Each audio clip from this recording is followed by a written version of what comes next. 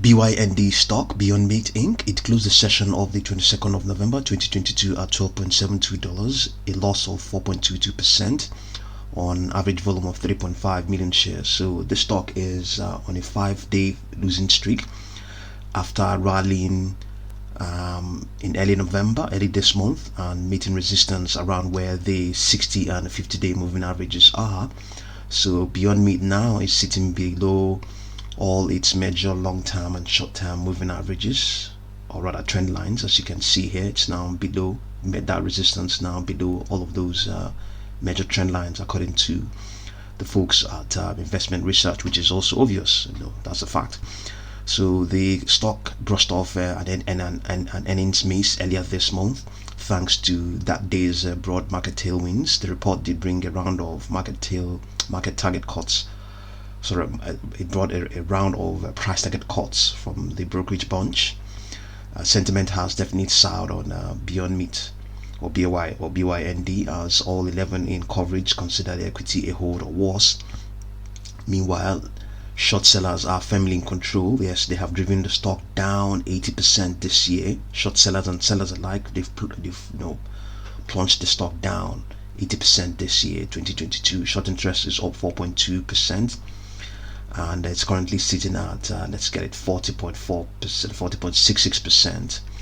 So the fundamental report, according to Morningstar, is that Beyond's BYND shares trade at a large discount to their valuation, and they suggest patient investors build positions, although a catalyst may not materialize until economic conditions improve. Okay, so Beyond Meat provided insights on its plan to become cash flow positive by the second half of 2023, although they maintain their view that this milestone likely won't be reached until 2026. So given all that is going on, all that we have seen going on with this stock, we can actually indeed say that it appears to be consolidating within a longer term downtrend. Shares are presently below the 200-day moving average, which is falling along with the 10-day moving average. However, the average directional index, or ADX, is below 20, indicating that shares have exhibited sideways movement recently, and it's also lagging the S&P 500. So given all of that, all that's been going on, we have plotted a Fibonacci grid, picking it up from roughly $40 and bringing it all the way down to $5.02. So the support is the closest support we think it has is around $10, and maybe further down towards $5.02. But upward projections, we have $18.24, $22.39, $26.53. So as I pointed out earlier on, it met resistance at its 60 and 50-day moving averages. So going by that, we take that average as a reference, and see whether we can see what the likelihood of it reaching this next target of $18.24. This is our target. You can always determine your own targets. So going by this target, we have $18.24. The probability that it will get there is not very high. The probability that it will remain below that 18.24 is a whopping 96.08%. So there's only a 3.92% that it will reach that price. Indeed, these folks at Morningstar are indicating that there could be catalysts other than there could be catalysts other than the economic conditions improving, the broader economic conditions improving. So indeed, it could be anything. Buyers could decide that let's short squeeze it, and it will blast all the way up to $40.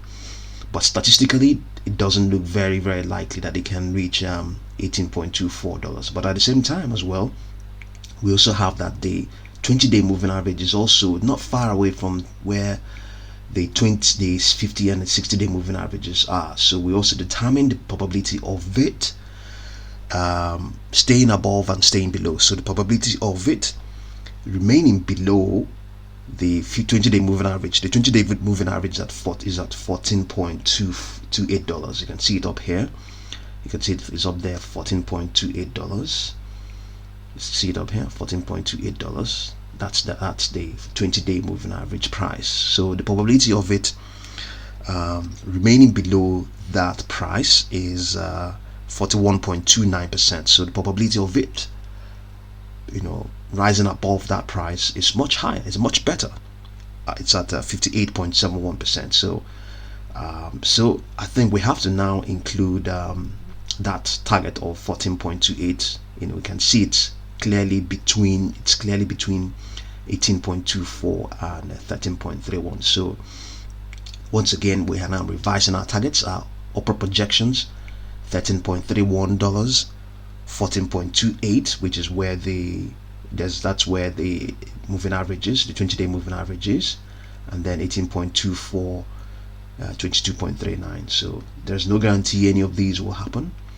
You can always find a way of determining your own statistics and your own probabilities concerning BYND, short interest. It could be a catalyst, 40.66.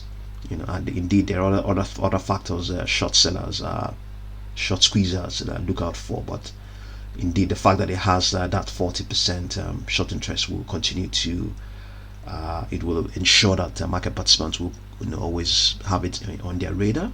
And anything could happen. So thank you very much for watching this video.